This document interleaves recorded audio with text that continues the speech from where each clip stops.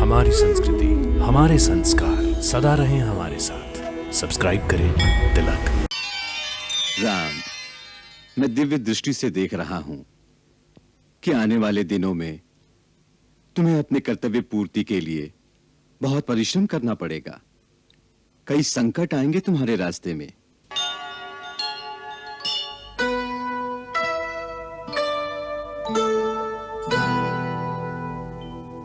मुनि अगस्त मुनि श्रेष्ठ महान,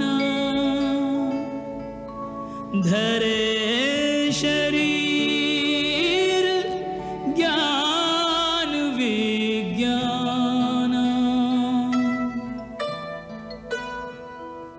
विनय प्रणाम परस्पर कीन्हा, आशीष लीना आशीष दीना, राम लखन सिय को आश्रम ले, गुरु गंभीर चले।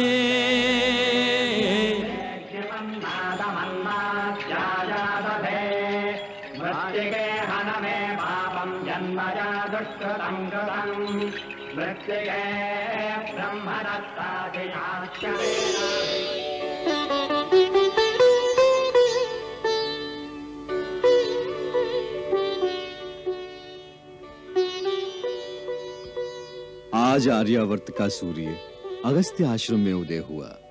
हमारी चिरकाल की अभिलाषा आज पूर्ण हुई।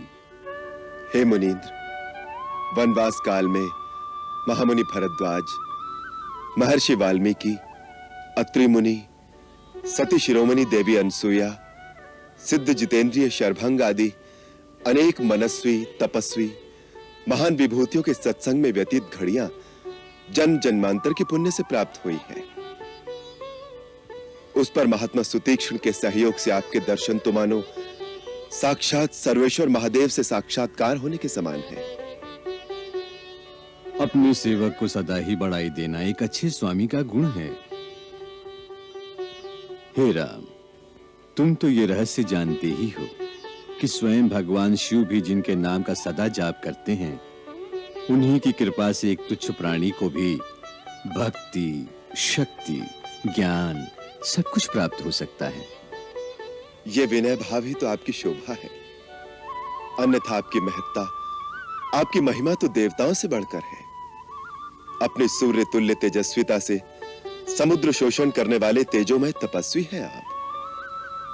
हे दीर्घायु महात्मन, आपकी सिद्धि के सम्मुख नतमस्तक होकर देवता, गंधर्व, सिद्ध, यति आपकी उपासना करके धन्य होते हैं। आज आपके चरणों में बैठकर जन्म सफल हुआ हम तीनों का। ये दुर्लभ पुण्य हमें अपने वनवास के अंतिम चरण में ही सुलभ हुआ है। जब तुम्हारे दंडक वन में आने का समाचार मिला था, तो हृदय में एक आशा जागी थी कि इस आश्रम में भी तुम्हारा आगमन होगा और हम तुम्हारे दर्शनों से अपने नेत्रों को कृतार्थ कर लेंगे। आज वो आशा फलीभूत हो गई। तुमने 10 वर्षों तक दंडकारण्य में ऋषियों की रक्षा का भार संभाला है। अब तुम्हारे वनवास का जो थोड़ा समय शेष रह गया है, उसे तुम हमारे आश्रम में रहकर व्यतीत करो। ये आश्रम राक्षसों के आतंकों से मुक्त है। यहाँ आकर हिंसक पशु भी अपनी हिंसा भूल जाते हैं। तुम्हें अपनी तपस्या और साधना में यहाँ के वातावरण से सहायता मिलेगी। यह आपका विशेष अनुग्रह है मुनिनाथ। आपके श्री चरणों की छाया में रहकर आध्यात्मिक लाभ प्राप्त करूं और शांति पाऊं, इससे अधिक सौभाग्य और क्या हो सकता है। परंतु आप तो मेरा उद्देश्य जानते ही हैं। मैं दंडक वन को राक्षसों और आसुरी शक्तियों के अत्याचारों से मुक्त करने की प्रतिज्ञा ले चुका हूं। इसलिए मैं अपने आप को इस परम सुख से वंचित करने पर विवश हूं। तुम ठीक कह रहे हो राम। मैं देख रहा हूं कि तुम्हारा कार्य और देवताओं का उद्देश्य अभी पूरा नहीं हुआ, और ये उचित भी है। इस दंडक वन पर तुम्हारे ही एक पूर्वज महाराज दंडक राज करते थे। नरभक्षी राक्षसों ने उस हरे भरे देश को उजाड़ दिया है, अतः हम तुम्हें कर्तव्य से विमुख नहीं करेंगे। नाथ, मुझे कोई ऐसा स्थान बताने की कृपा करें जहां मैं प्रहरी की भांति राक्षसों के आने का रास्ता रोक सकूं। ऐसा स्थान पंचवटी है, पवित्र गोदावरी के किनारे। यह स्थान बड़ा सुरम्य है, तुम वहीं वास करो। उसके आगे जनस्थान में राक्षसों ने अपनी अग्रिम छावनी बना रखी है। तुम वहां से अपने सारे साम्राज्य की सीमा की रक्षा कर सकते हो।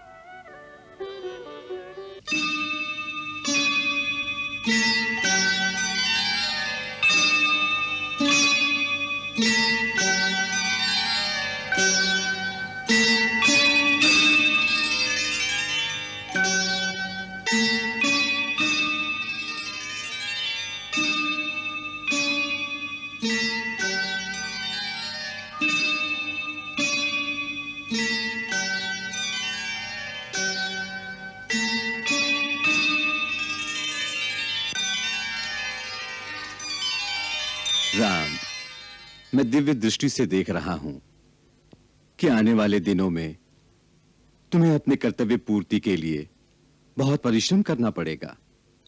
कई संकट आएंगे तुम्हारे रास्ते में।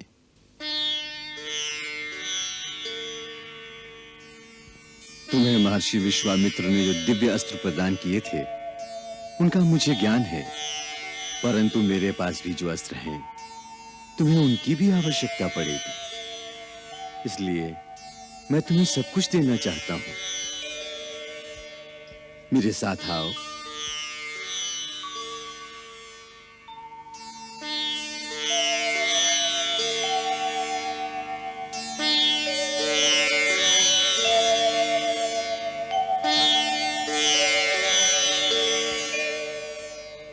ये महान धनुष शत्रु के किसी भी शस्त्र से नहीं कट सकता। इसे विश्वकर्मा ने स्वयं विष्णु के लिए बनाया था। आगे चलकर महापराक्रमी और अत्यंत मायावी राक्षस वीरों से तुम्हें टक्कर लेनी होगी। इसलिए तुम ये धनुष ग्रहण करो।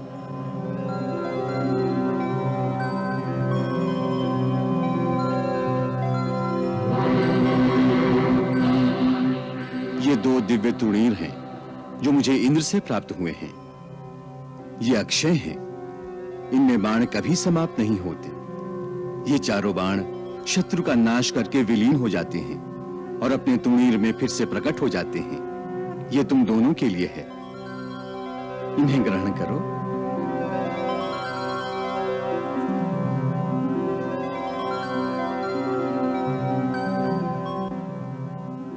ये एक दिव्य खड्ग भी है। इसमें तीनों लोगों को विजय करने की शक्ति निहित है। लक्ष्मण, तुम इसे धारण करो।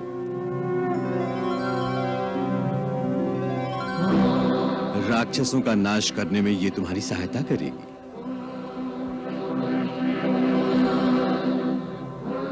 राम, ये वो बाण है, इससे शिव ने मेरु पर्वत से बनाए हुए महान धनुष पर अनुसंधान करके त्रिपुरासुर का अंत किया था।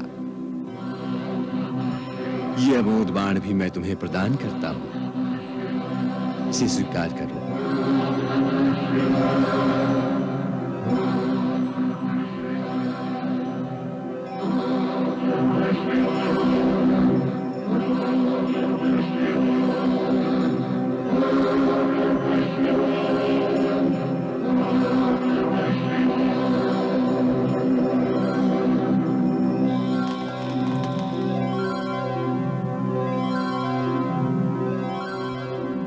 इन दिव्य अस्त्रों की समस्त शक्तियां आज से तुम्हारे अधीन रहकर तुम्हारी आज्ञा का पालन करेंगी। प्रभु, आपकी इस विशेष कृपा से हम धन्य हो गए। राम, तुम सर्वदा विजयी होगे। तीनों काल और समस्त लोकों में तुम्हारी जय गाथा गाई जाएगी। देवता भी तुम्हारे आगे नतमस्तक होंगे। हे कर्मवीर, मैं भी तुम्हें प्रणाम करता हूं।